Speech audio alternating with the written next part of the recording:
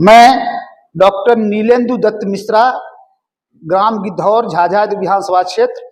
हमारी ओर से झाझा क्षेत्र की और संपूर्ण देश की जनता को 15 अगस्त स्वतंत्रता दिवस और रक्षाबंधन की बहुत बहुत शुभकामनाएं। समाज क्षेत्र हमारे साथ डॉक्टर NB मिश्रा जी हैं, जो पेशे से चिकित्सक हैं, समाजसेवी हैं और वर्ल्ड रिस्पॉन्सिबल सिटीजन ऑर्गेनाइजेशन के संस्थापक भी हैं। इनसे जानेंगे कि आज भी झाझा की मूलभूत समस्याएं क्या है। निश्चित तौर पे जो एक विधायक का काम होना चाहिए, उसमें भी बिहार सरकार जिस पार्टी में अलायंस में है और जनता दल यू के विधायक के बावजूद उसके झाझा की जो मूलभूत समस्याएं हैं, चाहे वो इंक्रोचमेंट की हो, पेयजल की हो, सिंचाई, स्वास्थ्य और शिक्षा की हो, बद से बदतर है। कहीं इसका ग्राफ बढ़ा नहीं है, बावजूद गिरता जा रहा। जानेंगे इनसे कि जो जिम्मेदारी एक विधायक की होनी चाहिए, शायद ये अपने कंधों पे उठाए। चाहे वो जनसंख्या वृद्धि के लिए आए दिन ये मांग होती है कि इस पे एक कार्रवाई होनी चाहिए, एक कानून बनना चाहिए।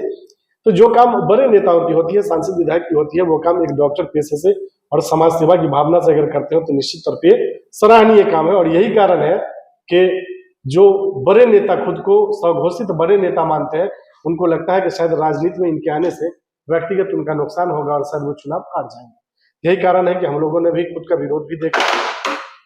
सबसे बड़ा सवाल है कि क्या ये जिम्मेदारी यहाँ के सांसद और विधायक को नहीं थी? क्या इस जिम्मेदारी से वो अपने आप को अछूत मानते हैं? निश्चित तौर पे बिहार में डबल इंजन की सरकार है और उसी पार्टी से सांसद और विधायक भी है। क्या मानते हैं सर, आज भी आपके झाझा में सबसे बड़ी और गंभीर समस्या क्या है जिसका समाधान विगत कई वर्षों में नहीं हो पाया? झाझा की जो समस्याएं हैं, मुख्य रूप से जो संपूर्ण बिहार की समस्याएं हैं, उसी प्रकार की समस्याएं झाझाओं से जुड़ी हुई है। शिक्षा का स्तर निम्न होना, बेरोजगारी होना, पर्यावरण की समस्या, शहरों में जल जमाव की समस्याएं, चिकित्सा की बेहतर सुविधा उपलब्ध नहीं होना, ये सारी जो समस्याएं संपूर्ण बिहार के साथ हैं, झाझा के लिए कुछ विशेष नहीं है। सिर्फ इतनी सी बात है कि व्यक्ति में अगर इच्छा शक्ति हो, एक विशेष क्षेत्र के लिए विशेष कार्य किया जा सकता है, विशेष सुविधा दी जा सकती है और इस समस्याओं का समाधान निश्चित तौर पे किया जा सकता है। सिर्फ इच्छा शक्ति प्रबल होनी चाहिए और उसके अनुरूप कार्य होना चाहिए। आज भी आपके यहाँ जो सबसे बड़ी और गंभीर समस्या है वो स्वास्थ्य और शिक्षा की जी, उसमें सुधार नहीं हुआ है। पेशे से डॉक्टर हैं, चिकित्सक हैं, बेहतर आप समझते हैं। क्या बिहार सरकार के जो वर्तमान में अभी विधायक है, बहुत प्यारे विधायक हैं, दुलारे विधायक हैं सरकार के, बावजूद उसके एक विधायक का जो क्षेत्र अलग से झलकना चाहिए वो तो नहीं दिख रहा, लेकिन विनाश दिख रहा। क्या मानते हैं आप? ऐसी बातें नहीं है। इन बातों को मैं ये सिर्फ इस लाइन में कहना चाहूंगा कि कुछ समस्याएं ऐसी हैं जो सरकार की नीति के अनुसार चलती हैं। कुछ विधायक ऐसे हैं जो अपने क्षेत्र में विशेष कार्य कर सकते हैं, इसका थोड़ा अभाव रहा। इस चीज का अफसोस हम लोग का भी रहा है कि जिस प्रकार से हमारे वर्तमान विधायक मुख्यमंत्री के बहुत नजदीकी रहे हैं, उनके प्रिय रहे हैं, तो वो बाकी क्षेत्रों से अलग हटकर कुछ विशेष कार्य कर सकते थे, उन्हें करना चाहिए था, जिसका थोड़ा सा अभाव हमको झलक रहा है। अदरवाइज मुख्य रूप से मान लें कि संपूर्ण बिहार की ही वही व्यवस्था है और उसमें झाझा क्षेत्र भी अछूता नहीं है। ये अपेक्षाएं लोगों को होती थी, हम लोग को भी, सभी जनता को इस बात की अपेक्षा थी कि हमारे विधायक जो हैं मंत्री रह चुके हैं और वो हमारे मुख्यमंत्री के बहुत नजदीक रहे हैं, तो बाकी क्षेत्र में यह समस्या रहे, लेकिन बिहार झाझा विधानसभा क्षेत्र में उसमें कुछ बेहतर सुधार होना चाहिए था, जिसकी थोड़ी कमी नजर आती है। जी, सरकार चाहे वो केंद्र की हो या राज्य की हो, जब चुनाव आता है तो किसान की बात करते हैं, लेकिन आज सबसे बुरे स्थिति में किसान है। चाहे वो खाद का मामला हो या सिंचाई की व्यवस्था हो, उसके लिए कुछ भी नहीं है। क्या मानते हैं? इस मामले को मैंने पत्र के माध्यम से प्रधानमंत्री जी को भी इस चीज के लिए पत्र लिखा था। कुछ ऐसी बातें हैं जो मैं आपको आज बताना चाहूंगा कि कुछ ऐसी छोटा से छोटा कार्य करके भी किसानों की समस्या को समाधान किया जा सकता है। समाज का सबसे पीड़ित वर्ग किसान है। मेरा ये मानना है कि आप इस चीज को गौर करेंगे, जब सीजन में आलू ज्यादा उपजा तो आलू 5 रुपये किलो हो गया और कम उपजा तो 20 रुपये किलो हो गया। मैंने ज्यादा उपज होने का भी फायदा किसान को नहीं मिल पाता है, क्योंकि वो समाज का रेट गिर जाता है। दूसरी चीज यह है कि किसान को हर हाल में अपने अनाज को बेचना है, नहीं तो वो सड़ जाएगा। सरकार की व्यवस्था, सरकार के लिए लगातार अभी एमएसपी पे हंगामा हो रहा है, एमएसपी पे लोग चर्चा कर रहे थे। मैंने इस बात के लिए चर्चा किया था कि एमएसपी, मैं बहुत बड़ा अर्थशास्त्री नहीं हूं, लेकिन एक बात मैं अवश्य कहूंगा, एमएसपी बढ़ने से बाजार में अनाज का रेट निश्चित तौर पे बढ़ेगा और किसान के अलावे और जो भी लोग अनाज खरीदेंगे तो महंगा अनाज खरीदेंगे और महंगाई बढ़ेगी। इसके लिए मैंने प्रधानमंत्री जी को एक तैयारी करके दिया था कार्यक्रम के लिए कि इस प्रकार से कार्य करने के लिए आप किसान की एमएसपी बढ़ाने पे सभी दल मांग कर रहे हैं जी। कृषि में जो खेती में लागत कम हो, इस पे चर्चा नहीं हो रही है जी। अगर लागत कम हो तो जो जिस रेट में किसान अनाज बेचता है वही उसके लिए फायदेमंद होगा, सिर्फ हमको लागत को कम करने की आवश्यकता थी जी। इसके लिए मैंने एक बायोडाटा तैयार करके दिया मैंने कि किस प्रकार से इसको किया जा सकता है कि अभी मनरेगा योजना के तहत मजदूर को 15 दिन की मजदूरी मिलती है। एक कार्य किया जाए जिसपे किसान को भी फायदा होगा, सरकार को भी फायदा होगा और मजदूर का भी फायदा होगा। अगर मान लीजिए कि अभी आज के डेट में बिहार में 245 रुपये मनरेगा की मजदूरी है जी। इस मजदूरी को बढ़ा के मनरेगा की मजदूरी को 300 रुपये हम कर दें, 300 रुपये करने से मजदूर को फायदा हो गया। उस मजदूरी में 50% आप किसान को दे दें कि ये मजदूर किसान के यहाँ काम करेगा जी। उससे फायदा क्या होगा, आज जो किसान 350-400 रुपये में मजदूर करता है उसको 150 रुपये में मजदूर मिल जाएगा और लागत कम हो जाएगी।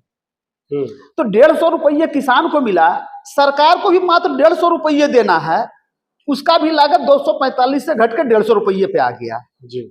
मजदूर को फायदा क्या हुआ, 150 रुपया उसको प्रतिदिन किसान अपने पास से दे देगा, उसको नगद पैसा आ गया। अब बाकी जो 150 रुपये बचते हैं उसे सरकार से उसके अकाउंट में आ गया। इससे किसान को भी फायदा है, मजदूर को भी फायदा है और सरकार को भी फायदा है। इस तरह से कार्य करके किसान के खेती के लागत को कम किया जा सकता है और किसान को बेहतर सुविधा दे सकती है। एमएसपी बढ़ाने से अच्छा आप लागत कम कीजिए उत्पादन का। बिल्कुल, और उससे ये हो सकता है कि किसान भी जो बाहर जाते हैं उनको बाहर जाने की भी जरूरत नहीं हो और मनरेगा जैसी योजनाएं आम लोगों के लिए आसान हो। बिल्कुल बिल्कुल। आपका जो संगठन है, आपका जो ये एक संस्था है जो वर्ल्ड रिस्पॉन्सिबल सिटीजन ऑर्गेनाइजेशन, इसके तहत आप गाँव को गोद लेते हैं जी। ये मोदी जी का सपना था, उन्होंने कहा था 14 में ही कि गाँव को गोद लेंगे और उसका विकास करेंगे। शायद बड़े नेता तो नहीं कर पाए, लेकिन आपने करके दिखाया और अपने निजी कोष से। सांसद को तो सरकारी पैसा मिलता था, आपने अपने निजी पैसे से, जबकि आज स्थिति यह है कि कोई कहीं अपना पैसा इन्वेस्ट नहीं करना चाहता, अपने लाखों लाख नहीं करोड़ों रुपया इन्वेस्ट करके इस पे काम किया है। तो निश्चित तौर पे एक काम आपका सराहनीय है, लेकिन सवाल ये है कि आप अभी जब डॉक्टरी पेशे से होते हुए इतना कर रहे हैं तो निश्चित तौर पे जब कोई संवैधानिक पद पे आएंगे तो आपकी जिम्मेदारी और बढ़ेगी, क्या कहना चाहिए? इस संदर्भ में जब वर्ल्ड रिस्पॉन्सिबल सिटीजन ऑर्गेनाइजेशन के विषय में चर्चा किया तो मैं इसमें थोड़ा सा समय लूंगा जी। वर्ल्ड रिस्पॉन्सिबल सिटीजन ऑर्गेनाइजेशन के बैनर तले 2017 में मैंने यहाँ से 35 किलोमीटर दूर सोनारा ठाड़ी प्रखंड के मगडिहा गांव को गोद लिया जी। जिसमें कि करीब 1300 पॉपुलेशन है, 1300 में 650 मुस्लिम पॉपुलेशन है जी। ये जान के आपको आश्चर्य लगेगा कि पिछले 8 साल के लगातार मेहनत के बाद जी। आज के दिन मगडिहा गांव में एक भी परिवार ऐसा नहीं है जिसको 2 से ज्यादा बच्चे हों और कोई भी ऐसा बच्चा नहीं है जो शिक्षित नहीं हो जी। शिक्षा, स्वास्थ्य और परिवार नियोजन को ध्यान में रखते हुए मगडिहा को मैंने गोद लिया और लगातार इस पे कार्य करते हुए उसको सफल एक पूर्णतः जब जनसंख्या नीति गांव के रूप में घुसे। जब आप मगडिहा घुसेंगे तो मगडिहा गांव पे गांव के वालों ने एक बोर्ड लगा दिया है, उस बोर्ड पे लिखा हुआ है पूर्णतः जनसंख्या नियंत्रित आदर्श गांव मगडिहा। रोड के दोनों किनारे पे जहां से आप एंट्री लेते हैं वहां पे ये लिखा मिलेगा आपको पूर्णतः जनसंख्या नियंत्रित आदर्श गांव मगडिहा। ये एक आदमी के प्रयास से संभव हुआ है जी। इस गांव के सफलता से प्रोत्साहित होकर अभी मैंने सोनाराय ठाड़ी प्रखंड के 5 पंचायत के 10 गांव को, लक्ष्य वही है शिक्षा, स्वास्थ्य और जनसंख्या नियंत्रण पे, 10 गांव पे मेरा कार्य चल रहा है। और 10 गांव में आप किसी भी व्यक्ति से पूछ लें, ये लोगों में एक आमतौर पे मन में भाव है, मन में विचार है कि मुस्लिम लोग परिवार नियंत्रण के प्रति थोड़ा उदासीन हैं। लेकिन मैं अपने अनुभव से बताता हूं, अगर उनमें जागरूकता लाई जाए, उनको समझाया जाए अच्छी तरह से, तो ये कार्य बिल्कुल संभव है। मगडीहा गांव में आप जाएं और एक भी मुस्लिम परिवार ये कहने वाला नहीं मिलेगा कि डॉक्टर एनडी मिश्रा ये कार्य कर रहे हैं, ये गलत है, ये नहीं होना चाहिए जी। बहुत सारे गांव वाले का वीडियो आप देखेंगे तो निश्चित तौर पे आपने जो भी किया, लोगों का भी सहयोग मिला और सराहना आज भी मिलती है। जी बिल्कुल। सीधा सवाल यह है कि आप बिना किसी पद पे होते इतना किया। निश्चित तौर पे अब आपकी जनता की भी ये डिमांड है कि आप अब विधानसभा चुनाव लड़े, तो क्या आप झाझा के लिए चुनाव मैदान में आने को तैयार हैं? देखिए, ये मुख्य रूप से जब मैं इस क्षेत्र में लगातार उतरा सामाजिक सेवा में, मगडीहा अगल बगल के गांव को मैंने गोद लिया। इससे पहले कटोरिया प्रखंड के दुखनसार गांव है, जो कि ट्राइबल्स पॉपुलेटेड गांव है, उसमें अदर कास्ट भी हैं, तो उस गांव में भी इस कार्य को लेकर मैंने 2014 में गोद लिया था। लगातार कार्य चल रहा है।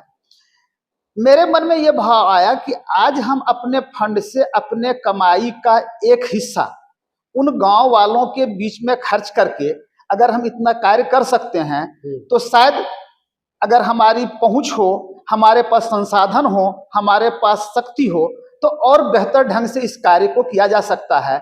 जब ये भाव मन में आया तो लगा इसका एक सीधा सा रास्ता है कि राजनीति में कदम रखा जाए, और अगर हमको इस चीज का संसाधन और शक्ति मिलेगा तो गांव और समाज के लिए बेहतर से बेहतर कार्य किया जा सकता है। इसी भाव को आने के बाद मैंने राजनीति में जाने का विचार किया। हम लोगों की सहयोग और शुभकामनाएं आपके साथ है। जनता मौका देके झाझा का आपको विधायक बनाती है, तो चुनाव जीतने के बाद आपकी पहली प्राथमिकता क्या है? चुनाव जीतने के बाद मेरी पहली प्राथमिकता होगी संपूर्ण समाज में, आप किसान की चर्चा किए, आप हर पंचायत में जाएंगे या अधिकतर प्रखंड में सामुदायिक भवन के नाम पे करोड़ों का खर्च होता है। एक छोटी सी बात मैं बताता हूं किसानों के लिए, अगर हर प्रखंड में एक जितने में सामुदायिक भवन 4 करोड़ 5 करोड़ 10 करोड़ का टेंडर मिलता है बड़े बड़े बिल्डिंग का, और एक छोटा सा कोल्ड स्टोरेज खोने में 5 से 7 करोड़ का खर्च होता है। आप देख लेंगे जमुई जिला में संपूर्ण आसपास 50-100 किलोमीटर एरिया में एक भी कोल्ड स्टोरेज नहीं है, जहां पे कि किसान अपने आलू टमाटर या सब्जी जो सामान खराब हो सकते हैं उनको रख सकते हैं। सिर्फ अगर हर प्रखंड में एक कोल्ड स्टोरेज की व्यवस्था की जाए तो किसानों का आय निश्चित तौर पे बढ़ सकता है। जो किसान 5 रुपये किलो आलू बेचता है, वो 6 महीने के बाद उसी आलू को 25 रुपये किलो बेच सकता है। तो हमारी पहली प्राथमिकता होगी कि हर प्रखंड में एक कोल्ड स्टोरेज खोला जाए, जिससे किसानों को अपने सामान को सुव्यवस्थित रूप से रखने का मौका मिले और सही समय आने पे अच्छी आमदनी के साथ वो उसको बेच सकें। चलिए, डॉक्टर एनडी मिश्रा जी, हमसे बात करने के लिए बहुत बहुत धन्यवाद।